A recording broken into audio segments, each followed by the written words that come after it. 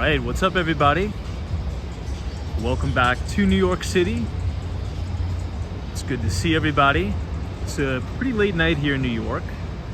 It's about 10:42 p.m., so I apologize for being late. Work went a little bit over time here. It will be a shorter than normal live stream. We'll probably be on for about an hour. Just wanted to pop on and say hello to everybody because it's been about 2 weeks since I've been in New York. So we'll get started in just a moment.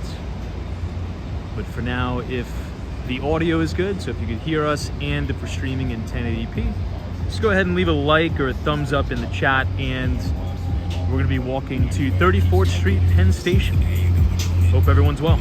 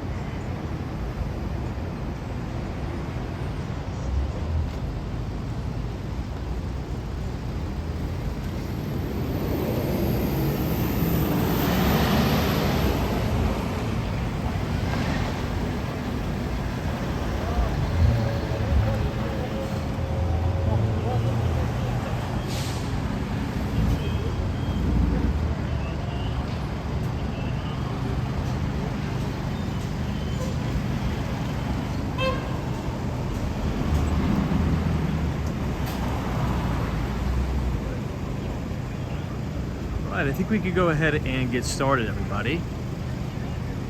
So good evening and welcome back to Walks on Wall Street. Today is Wednesday.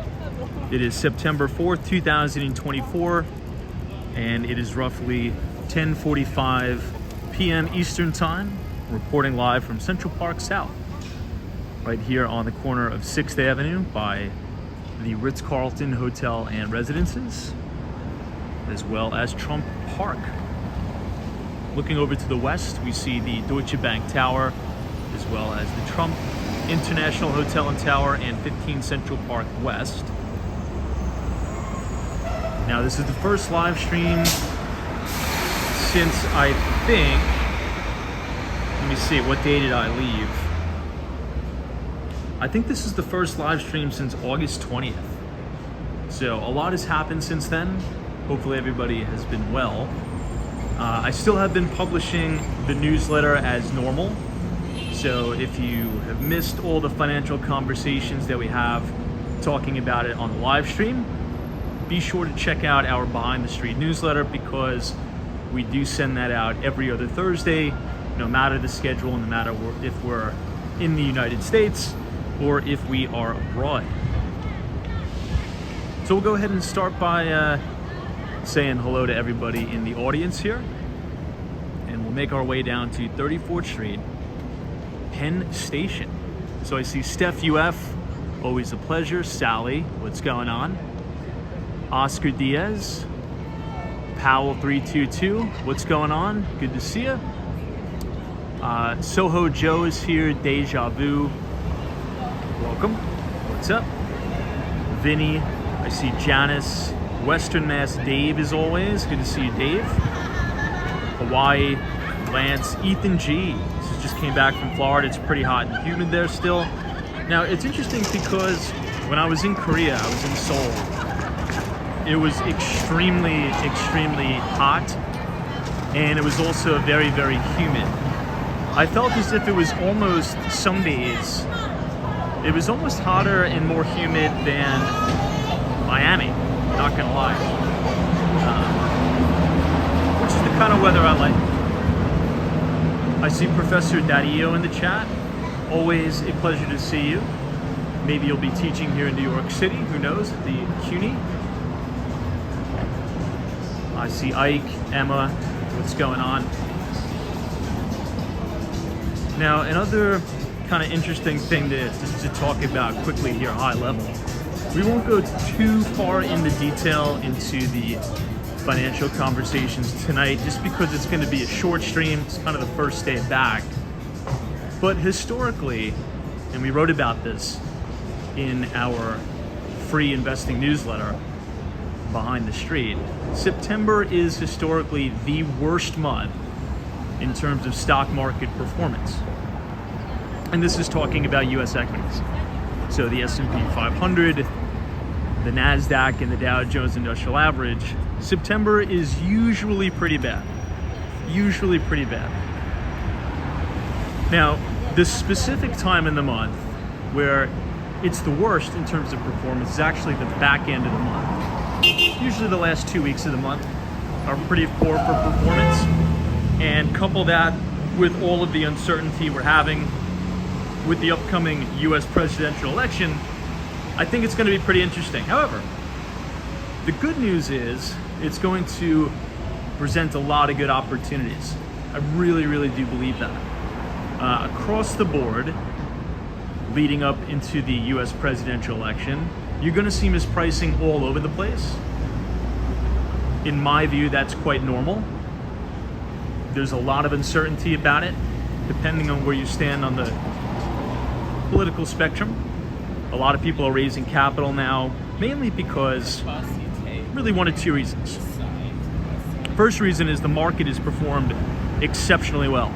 This is one of the strongest markets we've seen, and one of the strongest first halves of the year in quite some time. Pretty much all major equity indices, including the S&P 500 and the NASDAQ, trading pretty much at new all-time record highs. So you have a combination of profit taking, raising capital, raising that liquidity to be able to take advantage of opportunities depending on the outcome of the election. Now, if you look at in terms of policy on either side, how it's going to impact financial markets, I actually think, and we've discussed this multiple times, I really do believe it's going to be the same, irregardless of which candidate is elected, mainly because there's going to be a lot of government spending pretty much in perpetuity. There's no way that who's ever elected president, or whichever administration, right, comes into office, they're going to, bite the bullet, level with the American people, and cut spending and cut entitlement programs. It's just not going to happen. This is all going to be just gaslighting to the 10th power. So there's going to be more spending, there's going to be more money printing, and generally speaking, that is good for asset prices in terms of equities, in terms of real estate. Could we have some corrections here and there? Yes. But generally speaking, you're going to see increased government spending, not less spending, and more money printing. Hey, Matt, what's going on?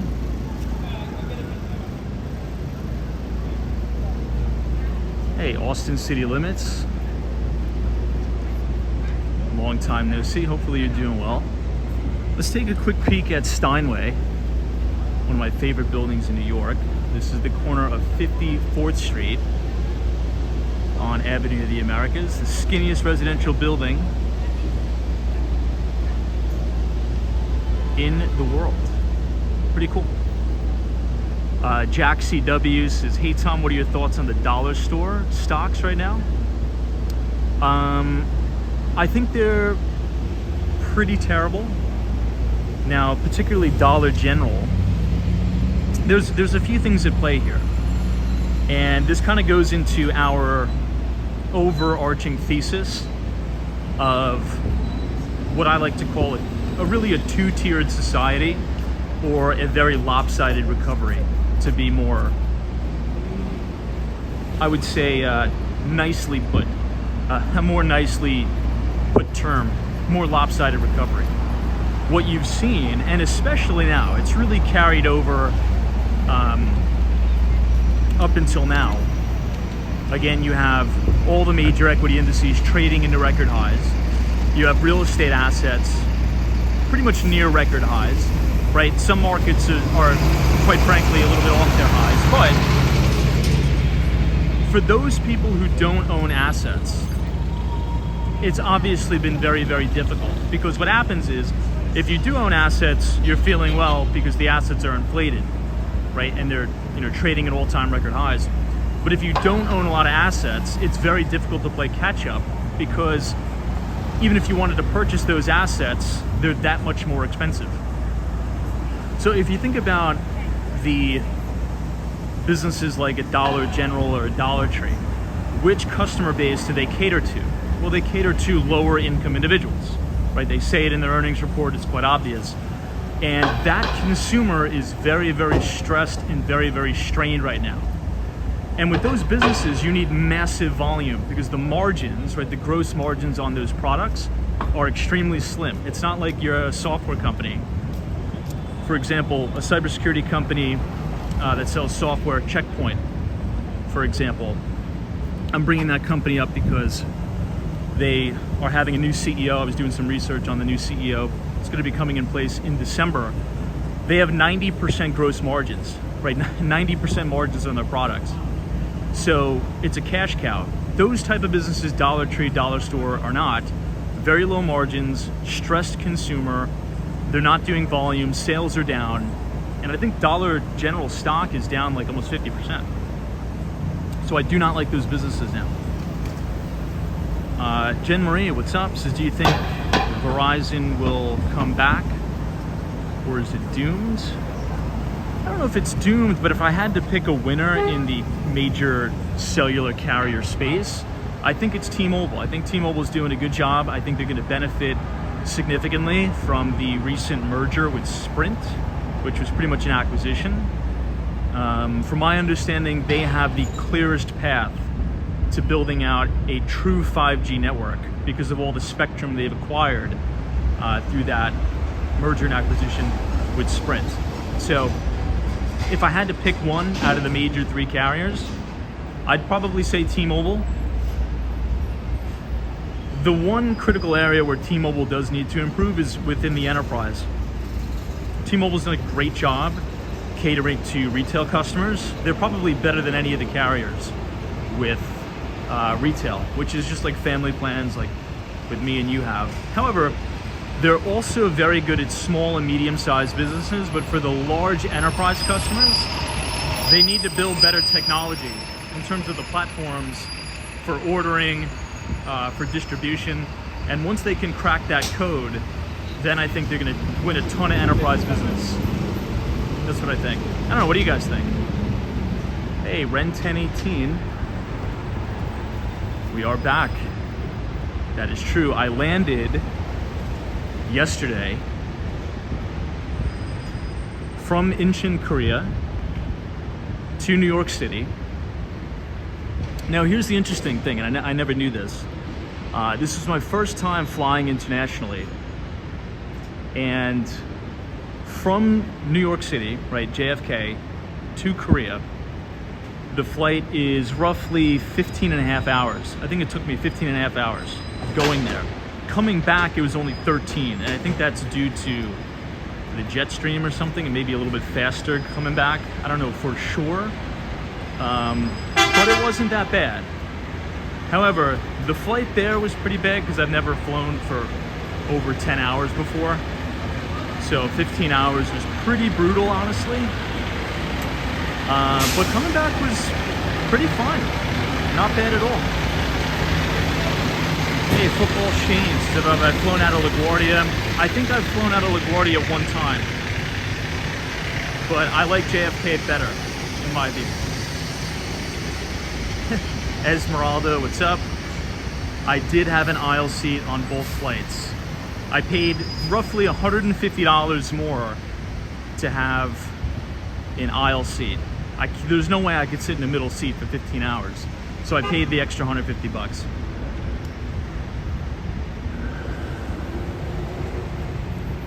Austin city limits is it depends on the layover. I don't do layovers. Can't do layovers. I got to do a direct flight. So I purchased 2 direct flights. One from New York to Korea, then Korea to New York. So DC 322 says I agree with JFK. I flew out of JFK 2 months ago with JetBlue. JetBlue's a pretty good airline. Now, when I went to Korea, I flew Korea Air, and those planes are huge. I think it's the largest commercial plane available. I forget the name of it, but it had 2 floors, 2 stories. So there's a spiral staircase that takes you to the top floor, and there's a place where you can go shopping. So there's actually a store in the plane, which is pretty cool. The downside, though, is it doesn't have Wi-Fi. I don't understand. Korea Airlines does not have Wi-Fi. So on the way back, I flew Asiana Airlines. And I think it was better. It was cheaper, it had Wi-Fi, and it was a little better. Tim, DC322, and John says it was an A380. I think you're right. I believe you're right. Airbus A380. Which was an awesome, I mean, huge aircraft. Really, really cool stuff. Hey, Room C, what's going on? It's good to have you back stateside. It's good to be back too, although I will say I was extremely impressed with Korea overall. And I pretty much traveled throughout the entire country. So I stayed in the main Gangnam district, which is the big business district. I stayed there for 14 days, but I traveled all over the place. I went to Osan, Suwon, Busan, Osan Air Base. I pretty much traveled the entire country. And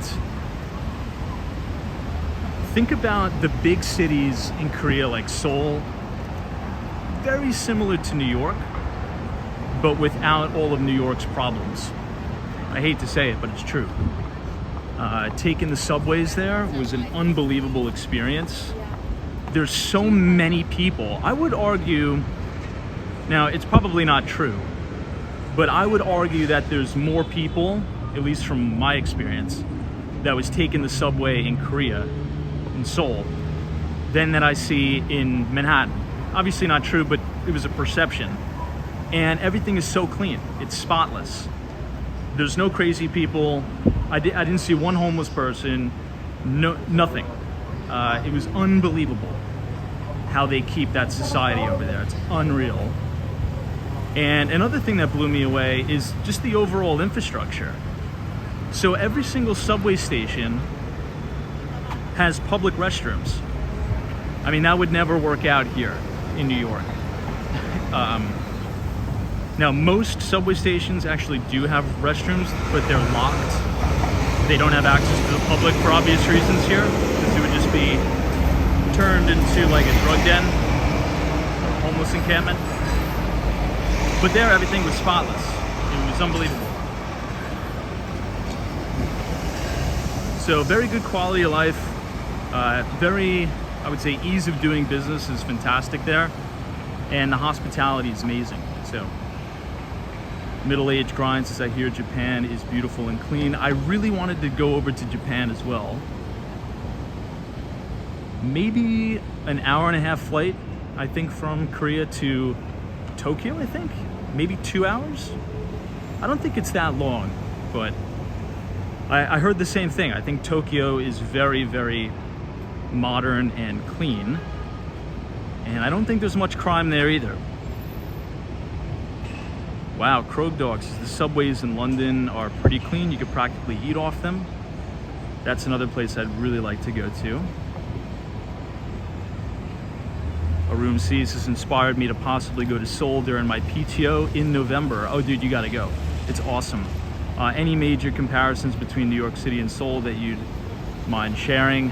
It's just very, if you're in the main business districts, like people, you can feel the energy like New York. Now, I mainly went for pleasure, but I did have a few quick meetings with with clients.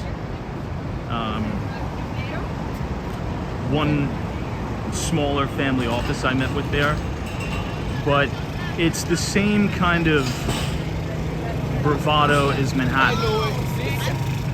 People running around, you know, everyone in a suit and tie,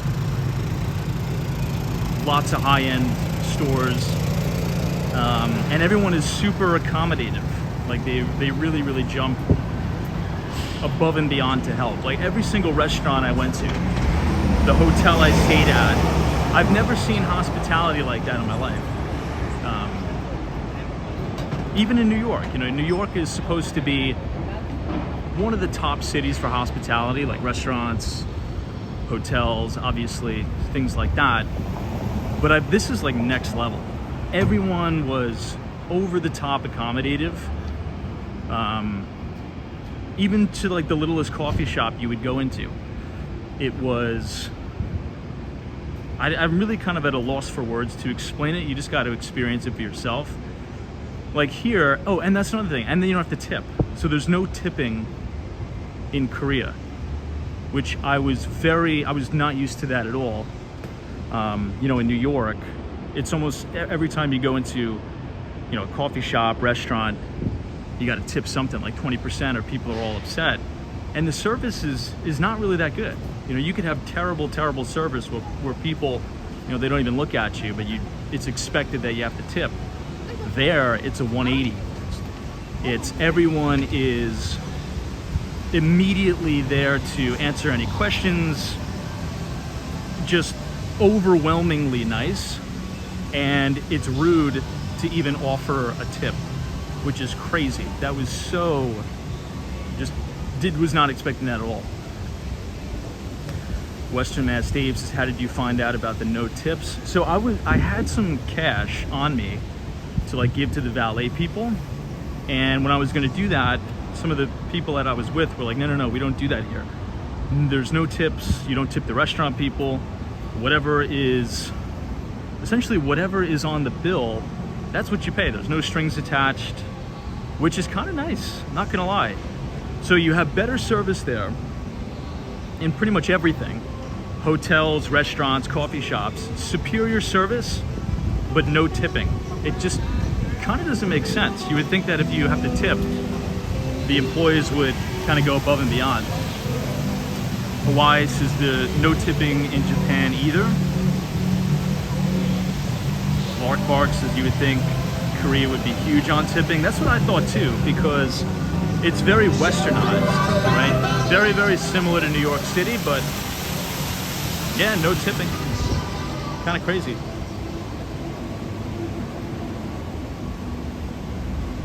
T-Pack 5000 says you sound a little envious. I think I'm probably a lot. Not gonna lie. Koshi says any language barrier problems. I didn't run into any. So the people I was with all spoke fluent Korean, but honestly, everyone that I interacted with spoke English. And I tried my best to speak Korean, you know, as much as I know. But I really can't think of a spot where I couldn't communicate with people. Even in some of the more rural towns in Korea that I went to, right off of Osan Air Base, which are like farm towns, for the most part, people spoke English, which is pretty cool. Black Ribbon says, do you think they get paid relatively better? That's a really good question. I don't know. I can speak to the corporate side of things because I have friends who work in banking, finance, and tech, in pharmaceuticals over there in Korea. And the pay is significantly less than the United States for those type of jobs. I'm not too sure about service jobs. I would assume they probably make a higher hourly wage if you're not getting paid a tip. Because a lot of times, from my understanding in New York, or anywhere in the United States, if you're a server or a bartender, or something like that, you make a low hourly wage to make up, and the compensation is mostly weighted on tipping culture. So to offset that, probably overseas, again, I don't know, they probably make a higher hourly wage, maybe like $25 an hour, something like that. Hey, New England Crypto, what's going on? Good to see you. It's good to be back. Hope everything's been well with you. We're now checking out Radio City Music Hall.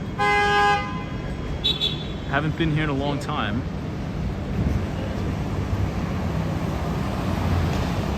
Alan says, did you pick up any investment properties while visiting? I did not, but you know what? The same experience that I had when I first went to Miami, I had when I went to Seoul, where it's like, I gotta buy something here one day. So maybe in the near future, I'll probably buy something there. I don't think it'll be in the main city of Seoul. I actually much preferred some of the smaller cities because the public transportation is fantastic there. I believe there's 3 main trains. There's the main subway, and then it's not a bullet train, but it's a faster rail. I forget the name of it. But I would attribute it to the Long Island Railroad, New Jersey Transit, or the Metro North. Very similar to that. And it gets you into the main business district in an hour. And it's very, very cheap. It's like $3.50 one way, when the LIRR is, depending on which zone you're getting on, it's probably like $15 one way. Hey Natalie, what's going on? Good to see you.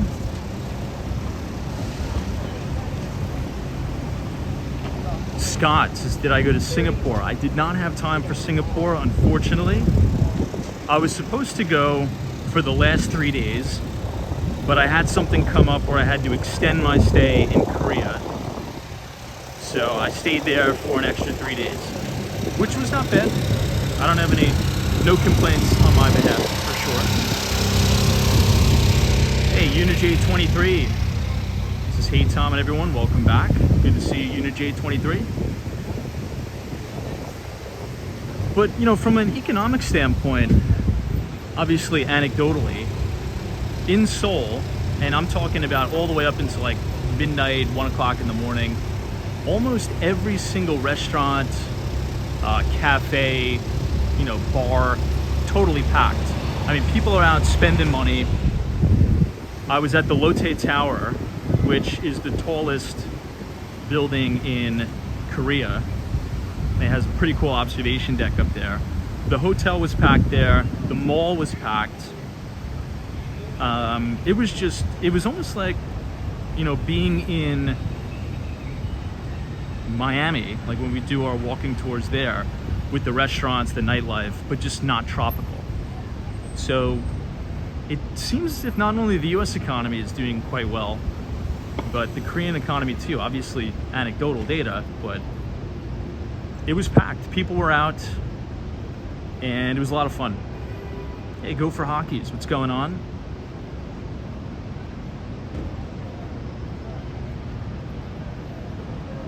Alex77 says, did I see the new 3 massive Samsung factories?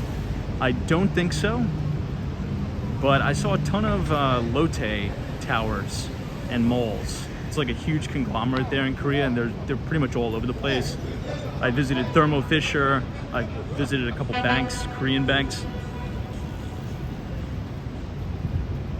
Mary says, did I eat any of the street food? I didn't eat any of the street food. I didn't have time. I was pretty much just at restaurants, friends' houses, but the food was amazing, and the food was very, very cheap. In Seoul, if you stay like in the main city of Seoul, all of the restaurants are going to be pretty expensive. I'd say about 25% discount from New York prices.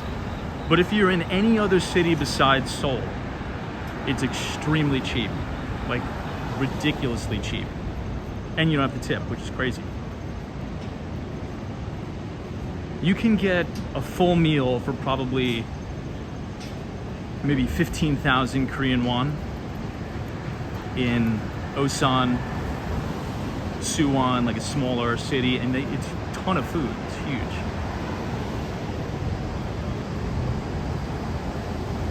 Hey, Daytona Gal, what's going on?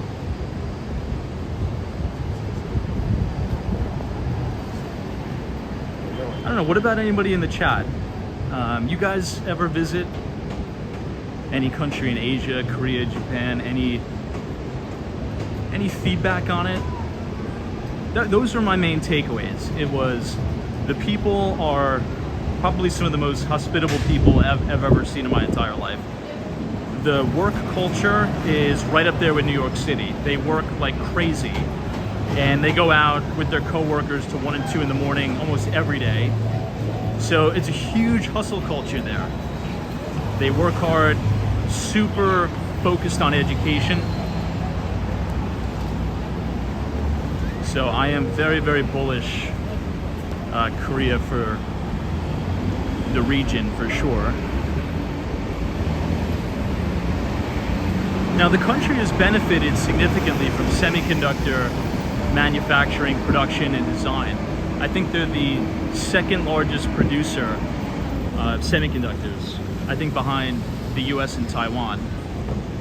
Fun face is I visited Taiwan and had a similar experience with the hospitality.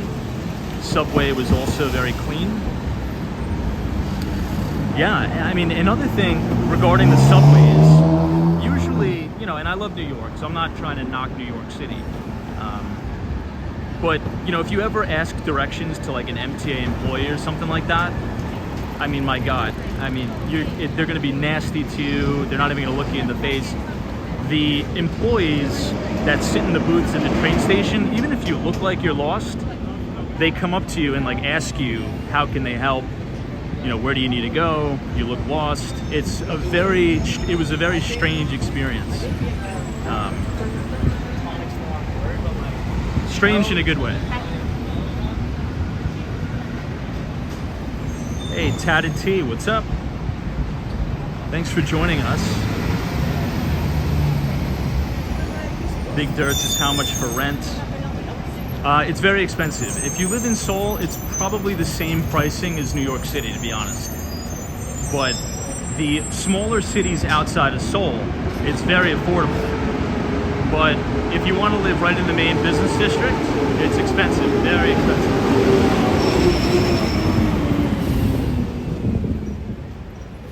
This is 745 7th Avenue. This is actually the old Lehman Brothers. We're coming up on the anniversary of Lehman Brothers collapse, by the way.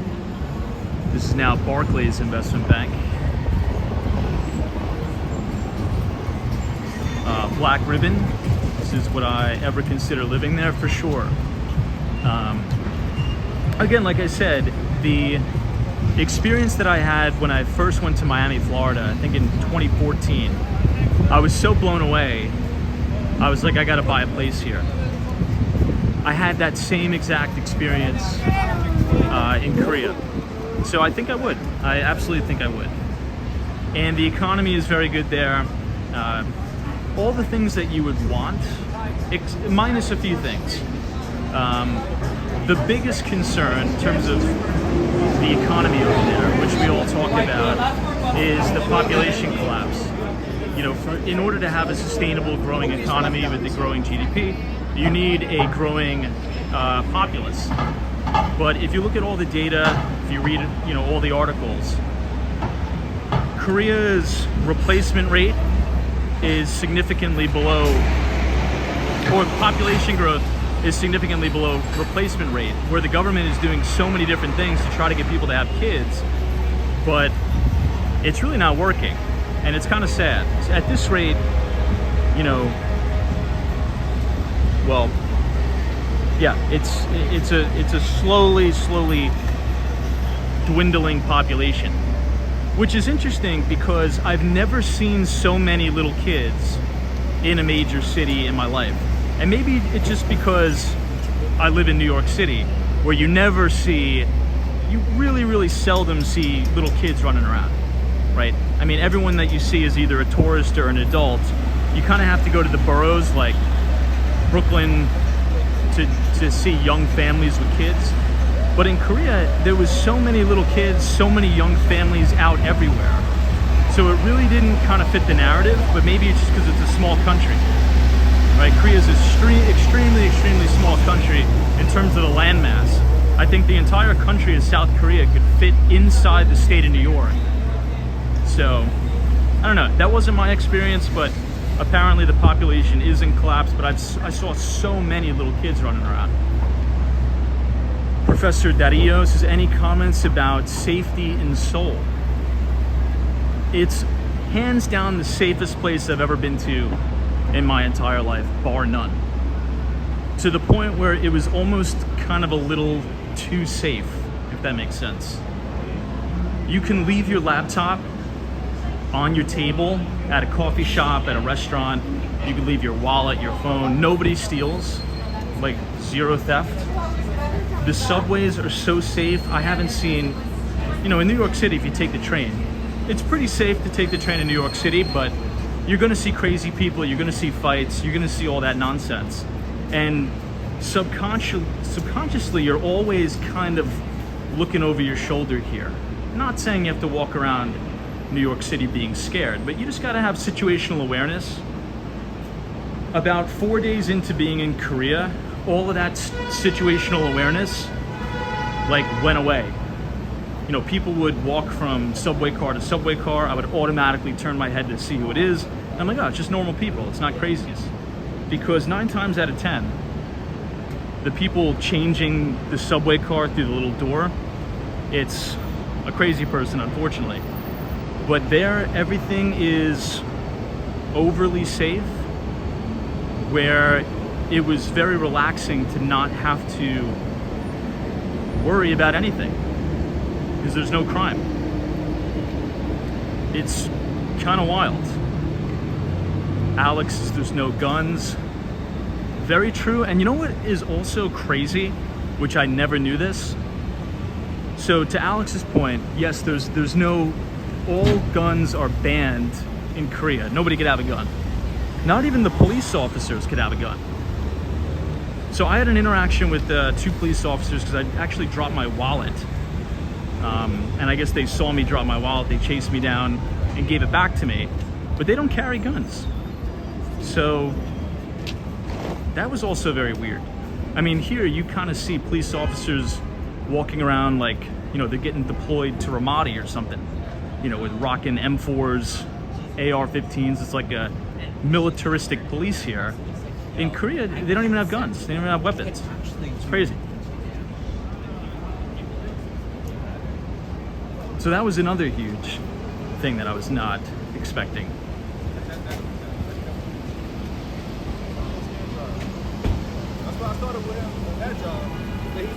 This is Engine 54 Ladder 4 Battalion 9. The anniversary of September 11th is coming up. We'll have to walk down to Ground Zero and do a tribute like we do every year. Big shout out to the FDNY here.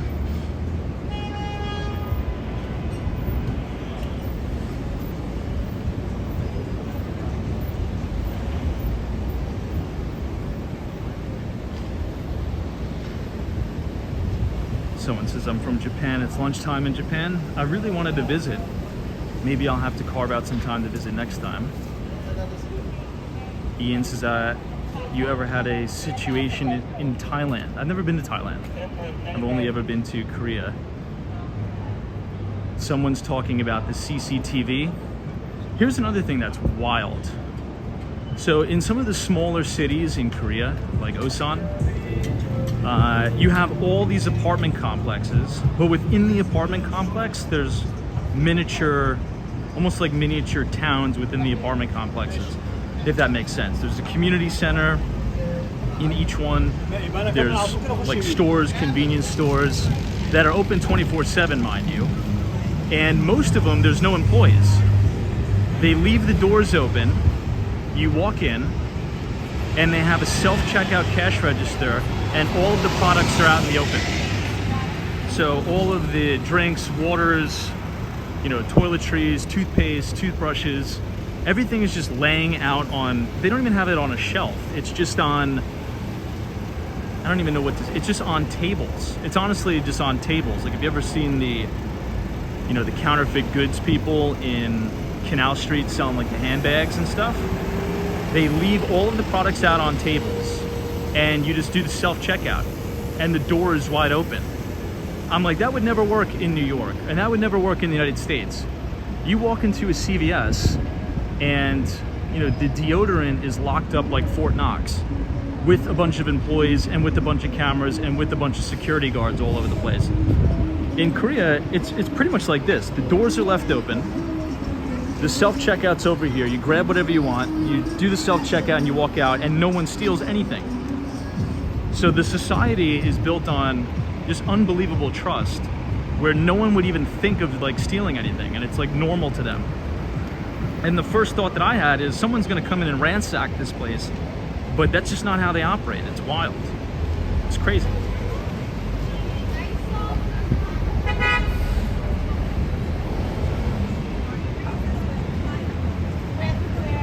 Hey, Prince Ice, is Yo Tom. I saw the pics of Korea, and I know where you were. Yeah, I think we were communicating. I think you DM'd me or something. But yeah, it was an awesome trip. It was amazing. This is going to be the brand new entrance to the Torch Tower by Extel.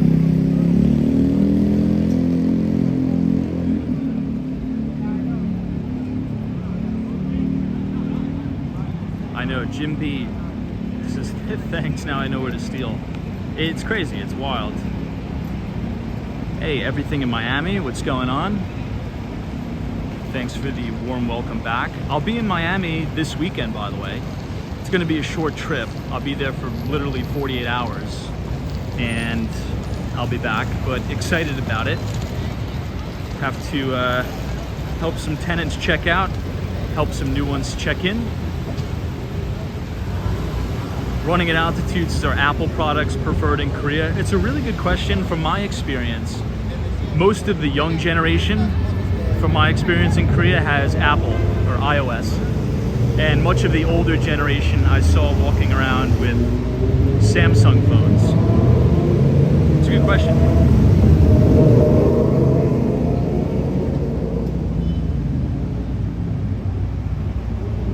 Ike says, I'm not gonna lie, I would love to travel to Asia, but you've given me some sense of ease on traveling to South Korea. Yeah, you should do it. Everything is 10 times more efficient than it is here for whatever reason. Obviously, it's a much smaller scale. The country is so small, but the airport, super modern. It's the best airport I've ever been to. It's like a lounge, and they don't have the maximum security like you have in the United States, at least at JFK. You know, you have to take your shoes off. I didn't have to take my shoes off going through the airport security, nothing. You just put your bag on the table, they put it through the machine, you keep all your shoes on, your jacket on, and you just walk through the detector, and that's it. Took 5 minutes to get through. And the line was massive. So you have a massive line for the airport security. And it takes literally 5 minutes to get through. I don't know how they do it. And the TSA there, I don't think it's called TSA, I think it's called something else. But they move at lightning speed. It's like all the employees take such pride in their work that it's just insane. These people are working at lightning speed as a TSA agent. I mean, not to down talk TSA agents in the United States. I think they do great work. They keep us safe. Love the TSA. But you know, if you ever flown anywhere, they don't exactly move with a pep in their step. I would say the sense of urgency that most people have in Korea is unbelievable. It's complete hustle culture. Like, they take extreme pride in their work. It's pretty impressive. It's honestly very impressive.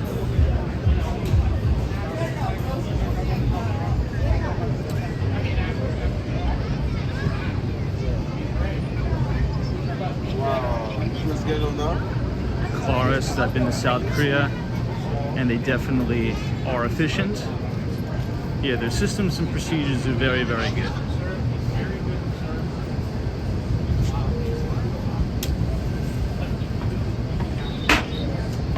Prince Ice is our culture is based on efficiency and effectiveness. I mean, I witnessed it. I don't doubt it. It was awesome.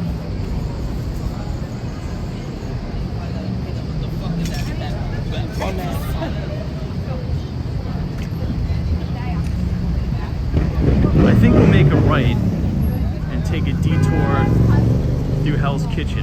Haven't been to Hell's Kitchen in a long time. All right, maybe we'll take a detour on the other block, because I saw some sketchy stuff going on down there.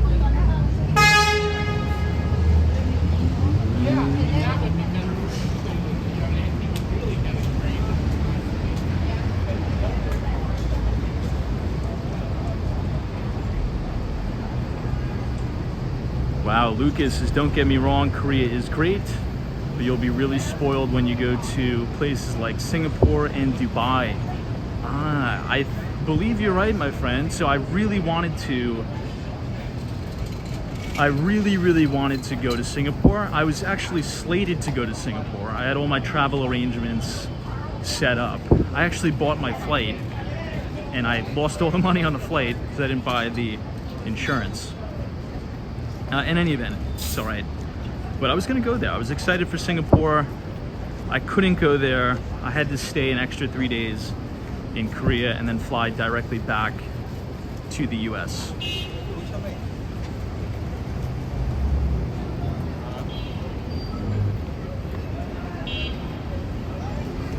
Coming up on the Port Authority bus terminal here. And another thing is they are extremely efficient with their payment systems.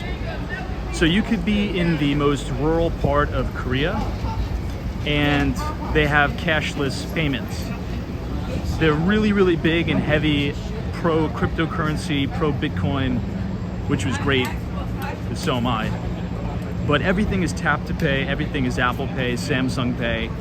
So you can just walk around with your phone and get wherever you want. Everything is super high tech.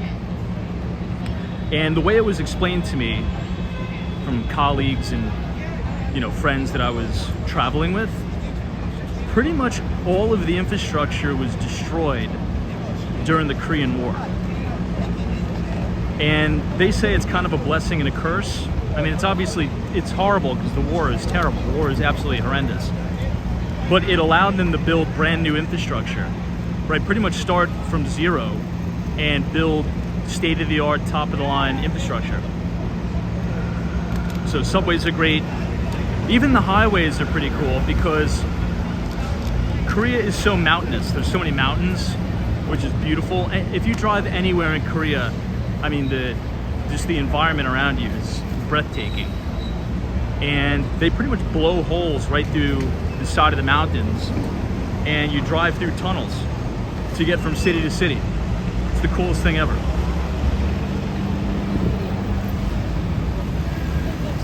Clara says it was a clean slate for them, for sure. Hello. Hey man, how are you? TikTok. Oh, nice to meet you. Oh, say again? They speak Mandarin.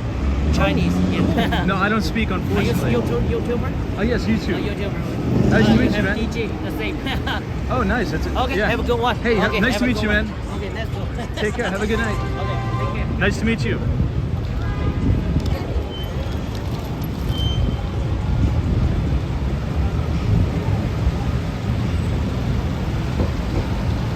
Hey, Luxury Legacy, Dock 7, what's up? Maybe we'll attempt to walk to Broadway, we'll see.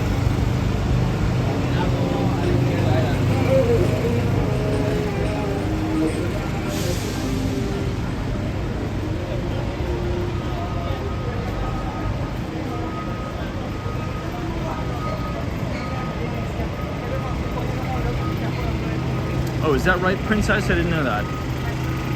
Princess says the thing is we're very protective about our financial system. It's still hard for Apple Pay and Google to try to fit in. Yeah, I saw a ton of signs for Samsung Pay. But come to think of it, most places that I went to, I believe I just paid with my Apple Pay, I think. I'd say most places I did.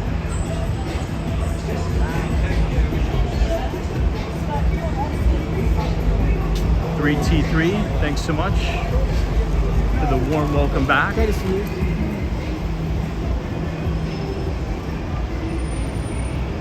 It is good to be back in New York City, though. The one thing I'll say, and it's going to kind of sound crazy, but I was talking to my friend today about it. It's almost kind of nice to have some chaos. I don't know if that's just me, but it's kind of nice to have some unpredictability and chaos going around. Maybe it's just because I'm accustomed to it, but when things are too perfect, it's kind of like robotic.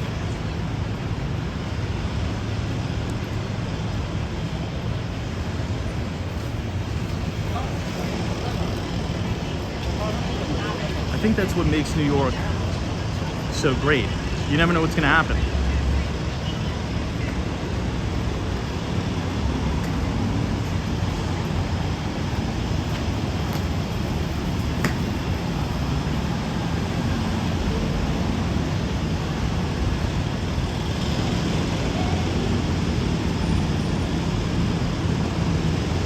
Joel PM, what's up? Alex 77 to September 18th. Is the Fed going to cut rates? I mean, we'll see. The market sure seems to be pricing in for a rate cut. Now we have an uninverted, the yield curve is now uninverted, the 10 and the 2s. Now in terms of equities, historically, September is the worst month for stocks. So there's that.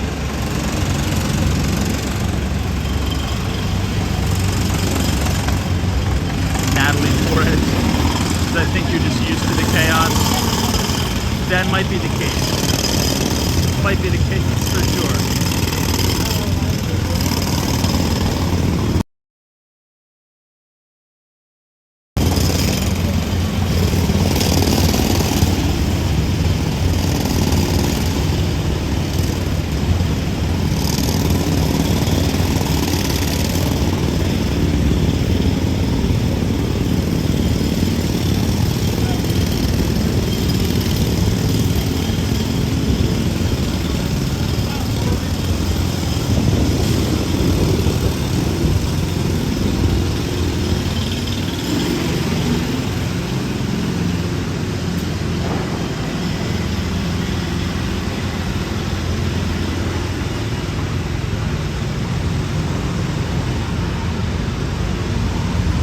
Make a right to get away from some of the jackhammering.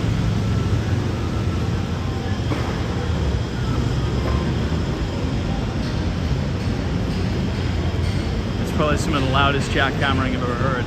Professor Dario says, Tom, did you miss the sirens in New York?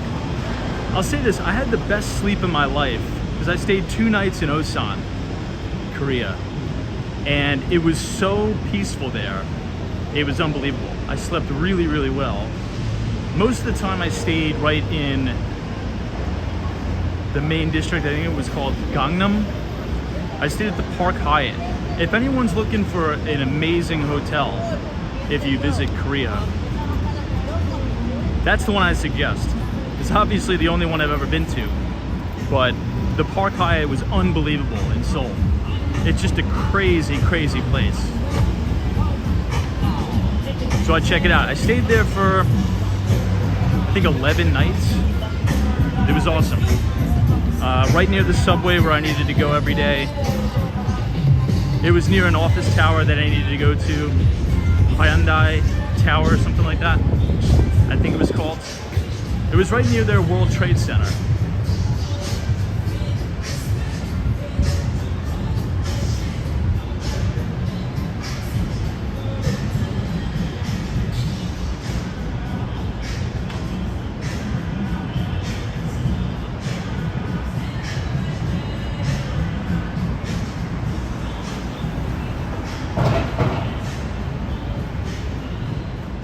We'll go over to Bryant Park and then we'll make a right and head down.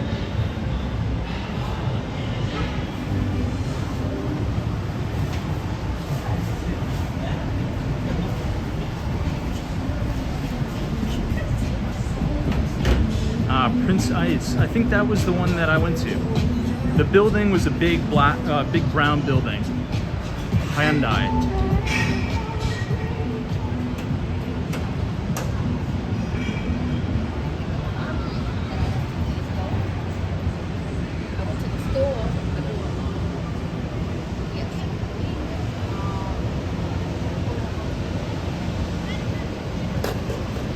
One Vanderbilt. And you can see a little bit of the Chrysler building too.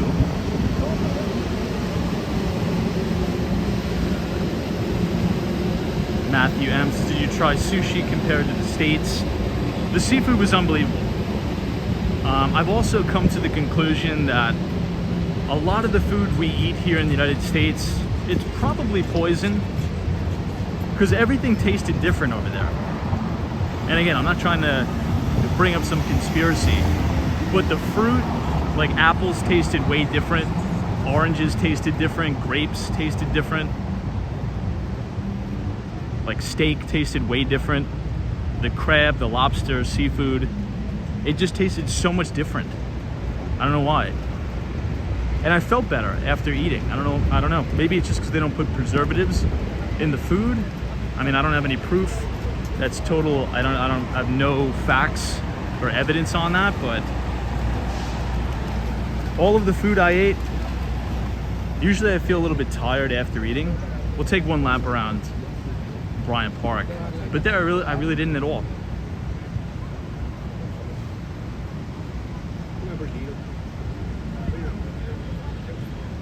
Maybe it's because everything there that I ate was just prepared meals, like they cooked it.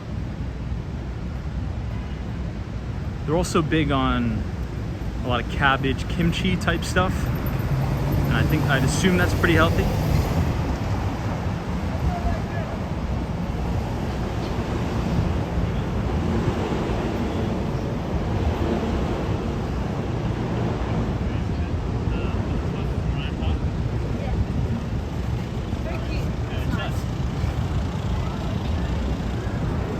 Make a right on 42nd Street. Hello, these two agenda files. Hello, damn Llewellyn. He said it right as now. Those two men are reaching out.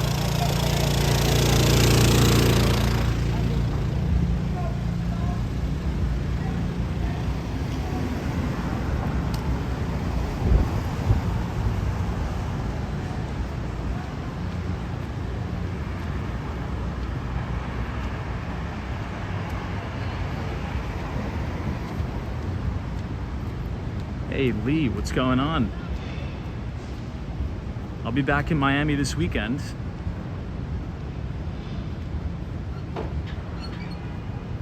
Only for about 48 hours. But who knows, maybe I'll see you around North Miami.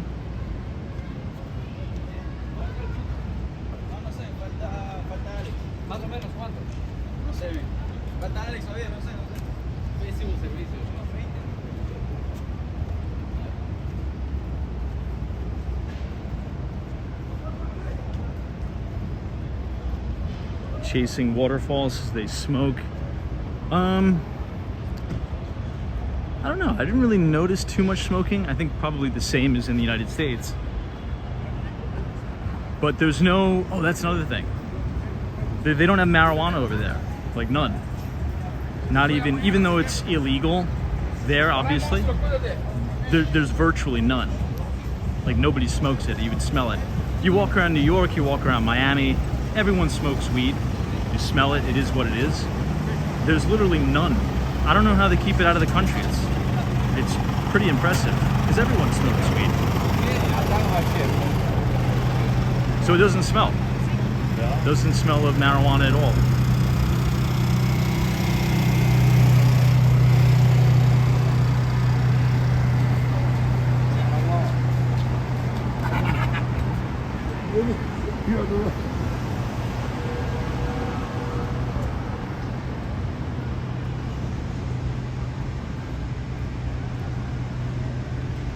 Travel BC says, did I go to the hood?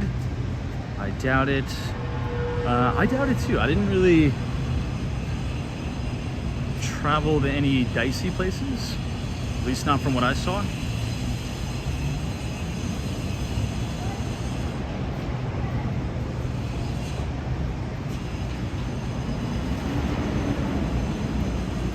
Check out this shot of One Vanderbilt here.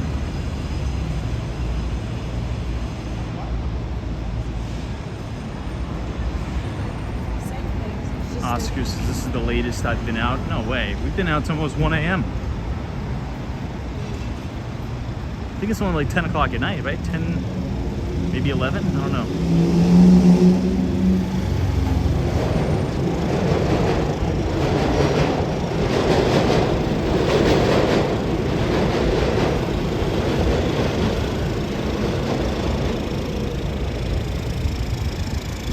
Carl Roth says, Tom, did I sell any condos while I was away? It's really funny because I closed 4 deals while I was away. And the big joke is usually when you go away, step away from work, that's when work picks up and everyone calls you and hammers you. That's in my experience every time.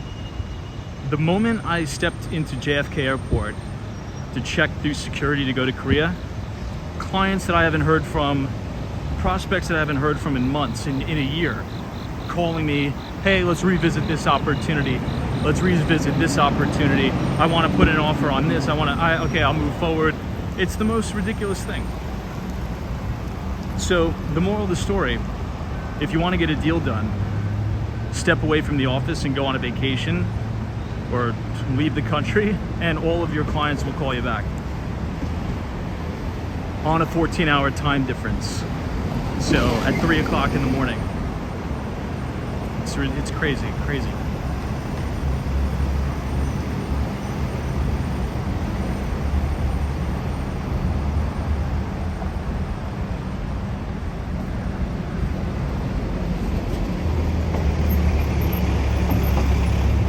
Travel BC says, what kind of government do they have?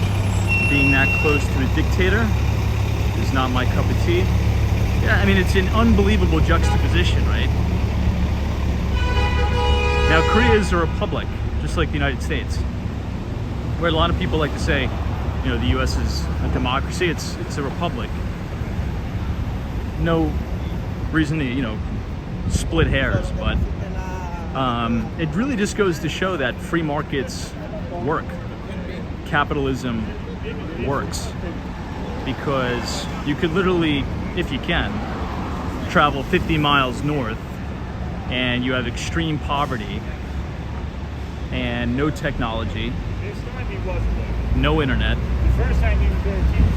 and then you have one of the most modern societies in the world, just divided by the DMZ. It's crazy to think about. It's a really, really good point.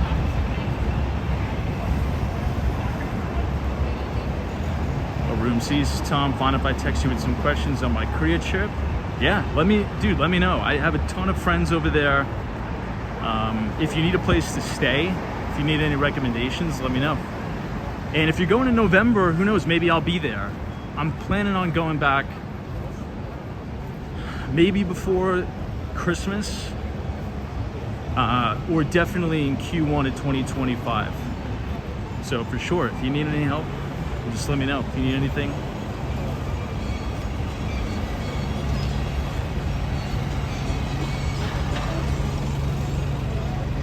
Now, the Korean economy is very, very heavily dependent on semiconductors, which is very, very cyclical. The reason why I bring it up is because it's quite possible NVIDIA has topped for the cycle, which we'll talk about a little bit tomorrow. Not to be like an alarmist, but semiconductors are very cyclical, right? They run in cycles based upon demand, based upon spending trends, which I think is going to create a lot of opportunities. So we have a couple of interesting things happening. The US election not only impacts psychologically here, but asset managers and capital allocators all over the world, you know, usually raise cash going into an election so they can redeploy based upon the new policies that they see fit, depending on who's going to be in the office. Also, differences in government spending. I think government spending will increase no matter who it is. But September is historically the worst month for performance in stocks. So maybe we'll have some good opportunities here coming up. Also, they hit NVIDIA with an antitrust suit, which is also quite strange, being in an election year. We'll see what happens with that.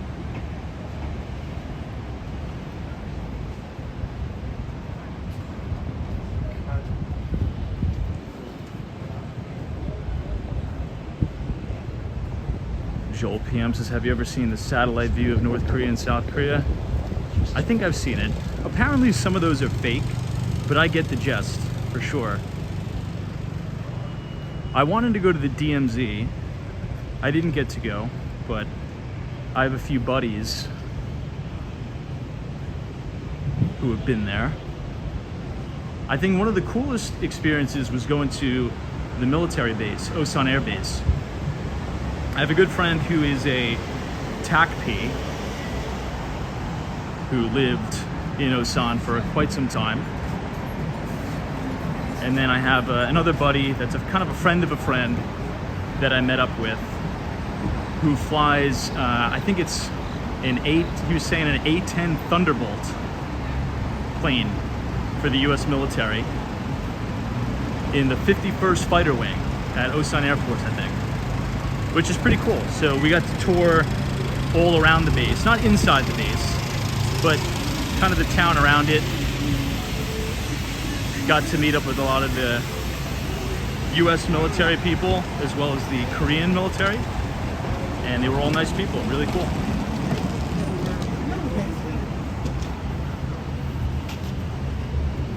I understand that, but I'm sure I got lucky the last time. When they came yesterday, one of the officers already knew him. Hey, Mark Summers, what's going on? How's the market for you over there in Arizona? What's going on with the deal flow? Are things picking up? Things kind of still slow, or what's the intel for you? Roberts is the A-10 is called the Warthog. Armando's is A-10 Warthogs, tank killers. Yeah, there's a ton of stuff there. Another cool thing, if you go to Korea, and I forget the exact name, but it's on the outskirts of Osan, and you go to the top of this mountain, and there's a very, very old Buddhist temple. It's the most beautiful thing I've ever seen in my life. It's a must visit.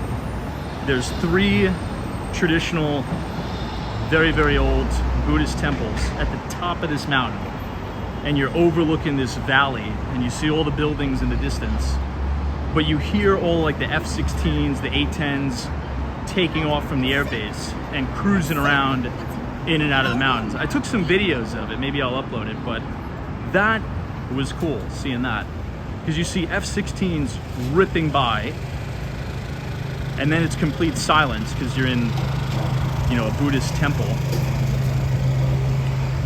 It's awesome. It's really, really cool.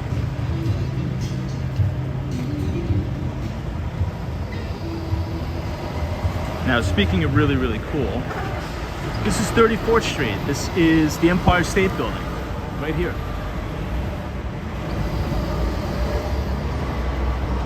Mark Summers says it's picking up anything under $1 million, starting to move quicker. That's good. And I feel as if a lot of sellers are coming to the terms with reality that if they want to move their product and get a deal done, they got to cut the price. We've cut prices on a lot of our stuff.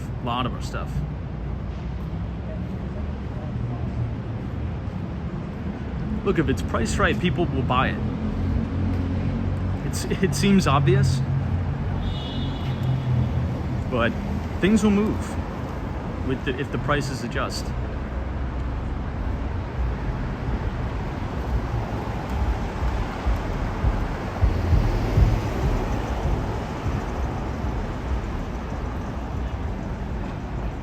Seems like quite a quiet night in New York, though. Although it is midnight. RW says, how has the traffic been for Fashion Week? I completely forgot that Fashion Week is coming up. I don't know, this is my first day back. I haven't really noticed a pickup in traffic. It's actually kind of quiet right now, but it's a good point.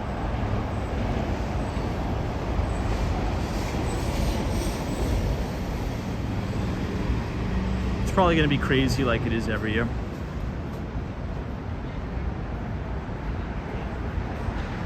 Now also, a lot of people, everyone's back in school. The colleges are back in school. The elementary, high schools back in school. So things actually should be picking up a little bit. Now, what I didn't show you is all around 57th Street and 5th Avenue, right outside the Trump Tower. There's a ridiculous amount of security there. And I think it's because Barron Trump, Donald Trump's youngest son, is starting college. He's going to NYU Stern, I believe. And he's commuting from Trump Tower to NYU Stern every day for classes. So if you walk past the Trump Tower, there's probably, no joke, maybe 10 to 15 sanitation vehicles lined up all around the perimeter of Trump Tower. Police, you see Secret Service, Department of Homeland Security. It's crazy over there. Check it out. It's kind of a cool sight to see. Maybe we'll walk past there tomorrow, but crazy traffic. Coming up on Herald Square, 34th Street.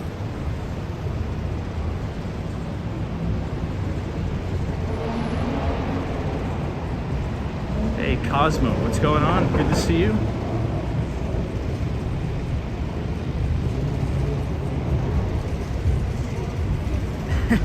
Yeah, Cosmo says we need to stream with Barron. Apparently, I think he's playing soccer at NYU as well.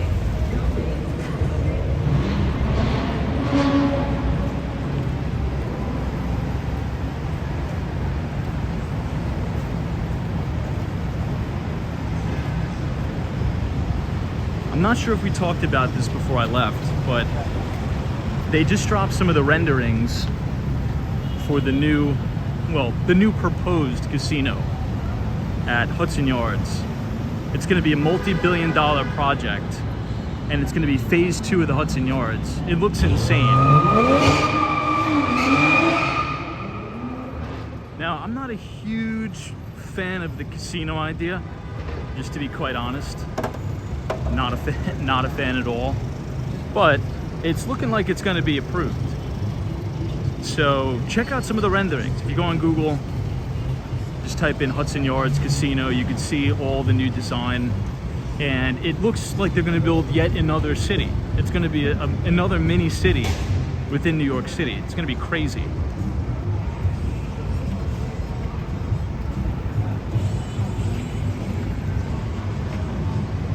One more shot at the Empire.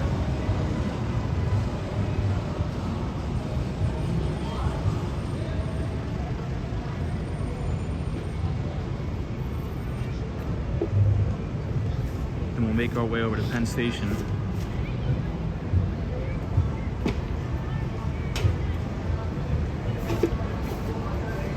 Here's one Vanderbilt.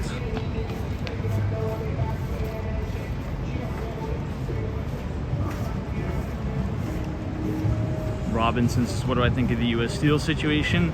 I honestly haven't been following it. I've more so been following the NVIDIA antitrust situation, which I think is going to unfold quite interesting. Now, another piece of anecdotal data, but oftentimes the anecdotes are the most important for whatever reason. If anyone has X or Twitter, now known as X, on NVIDIA's most recent earnings call, there were people, particularly in New York City, that were throwing parties, literally throwing parties at bars, restaurants, renting out the bars, renting out the restaurants, and having these bars and restaurants not put on sports, right? Not put on baseball or golf or anything like that, but they were playing the NVIDIA earnings call in the bars in New York City. Now that is probably the most irrational, extreme sign of a potential top in a specific stock, right?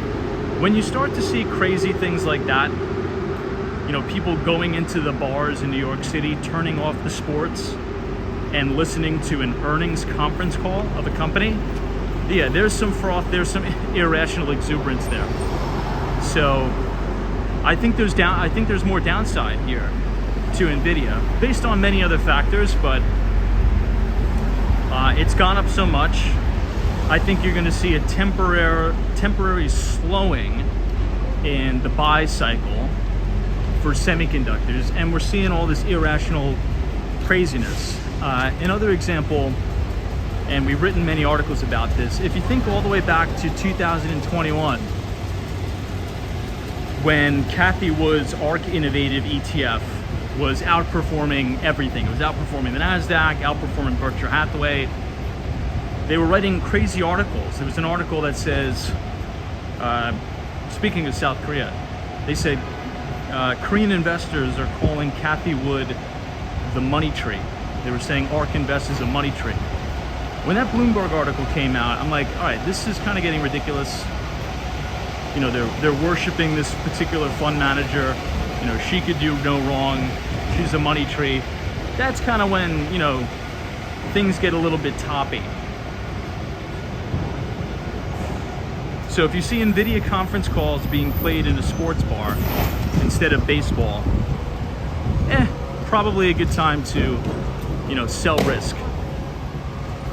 At least in my opinion, at least. This is all brand new bike lane, and I think the city did a really good job. Everything is brand new paved. Really needed it too.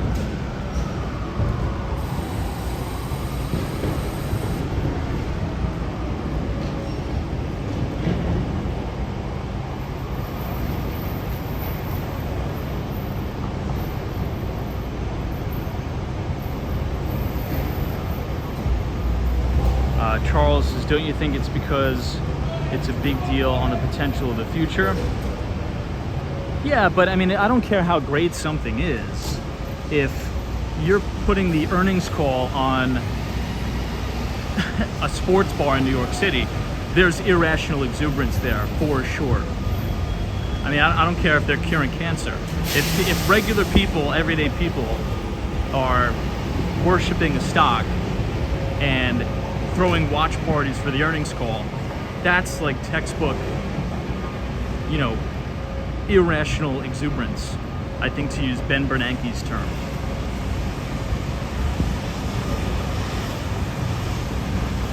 I'm not saying NVIDIA is a bad company. NVIDIA is a great company. It'll probably do well over time. I'm just saying it's gone up so much. It's trading at a very, very high valuation, and, you know, it's below the 50-day now. And you have all those signs of irrational exuberance.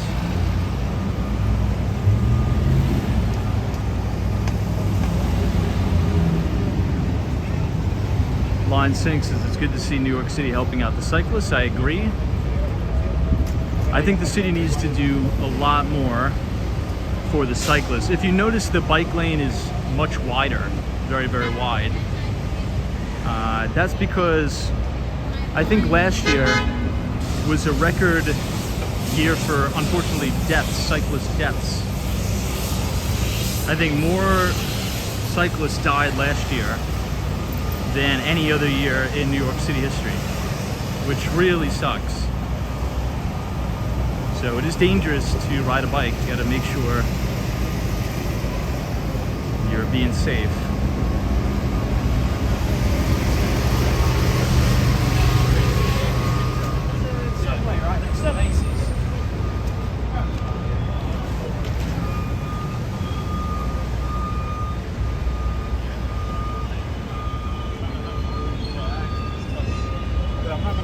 I'm not partying like this until I'm...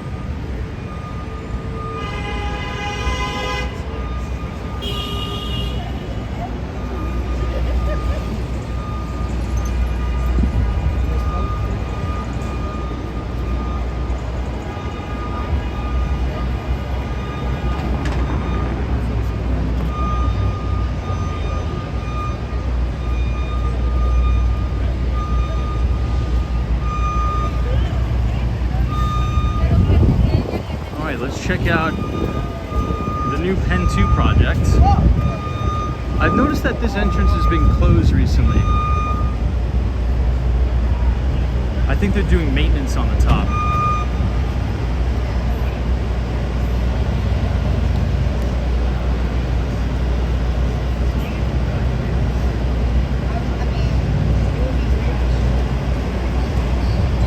Still looks really nice though.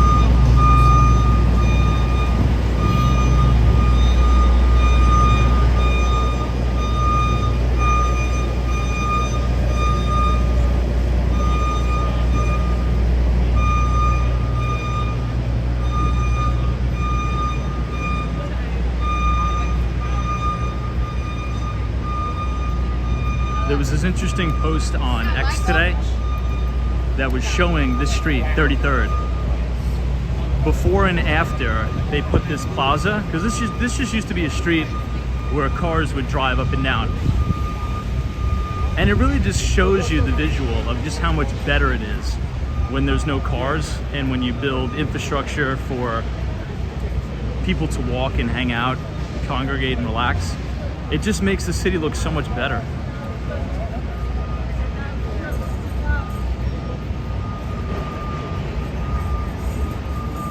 It's probably one of the best things that they've done.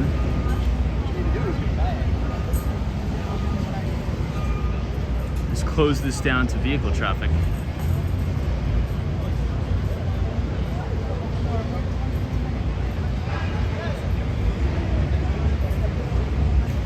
Western Mass Dave's, it brings people together for sure.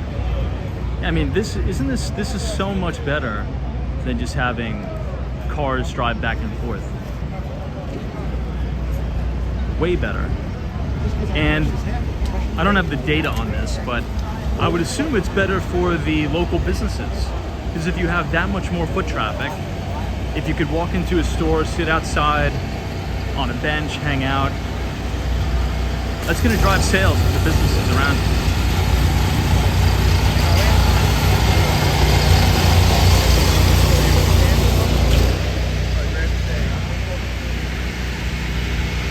Looks like there's some big concert going on.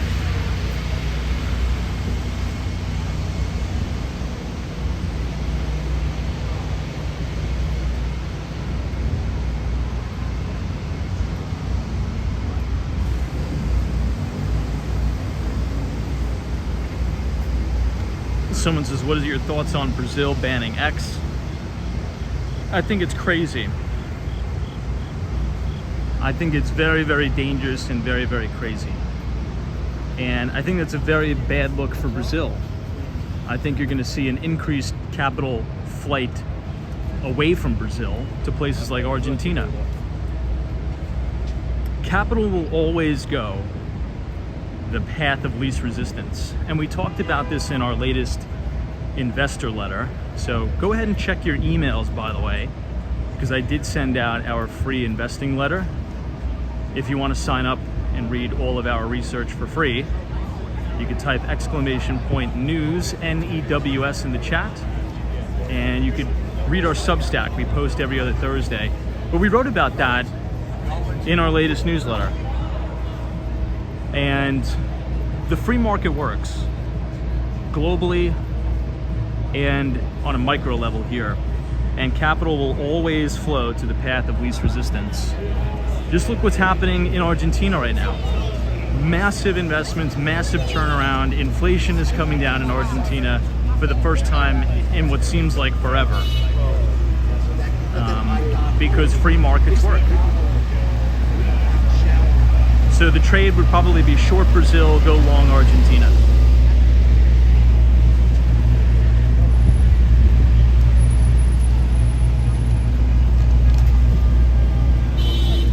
And pretty much stay away from any country that's trying to ban free speech.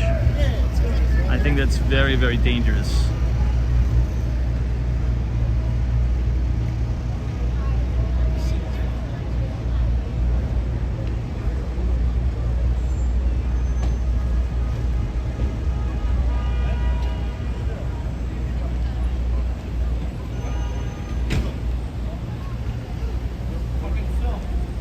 Hey, Fun Feeds, what's up?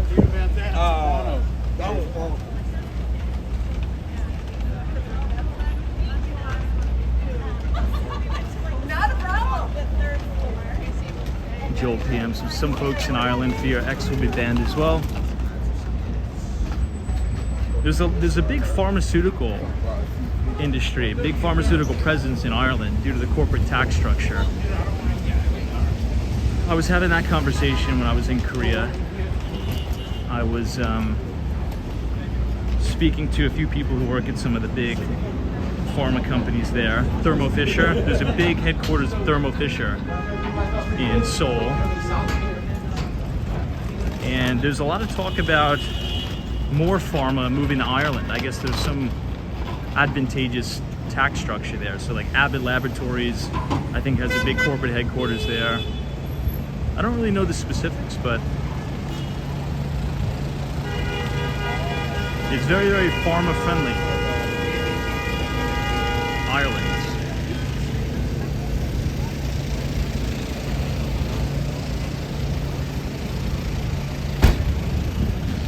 All right, let's cross the street here. Try to not get knocked off while we're doing it. Yeah. And I think we'll blow out the stream right here, guys, because it's midnight. It's getting late. We got to get some rest. I'm a little bit jet lagged, so I got to call it a night. But tomorrow we will be back by normal time, 8:45. We're now, from here on out, we're pretty much going to be normal schedule. So 8:45 for about 2 hours. Come join us. If you enjoyed the stream, feel free to subscribe, leave a like on the video, and it was a pleasure to see you guys again. I enjoy conversations, and always a pleasure to have a chat and explore New York City. So thanks everyone, appreciate you joining. Have a wonderful Thursday, and we'll see you tomorrow right here live from New York. Lila Green, Professor Dario, Clara, Steve, DM, Mark, Bree Grams, Steven, Richard Vogel, Western Mass Dave, always a pleasure. Moderators, Hawaii, Austin City Limits, Ren 1018, Black Ribbon, Matthew M, Ivan, Muhammad. See you guys tomorrow. Take care.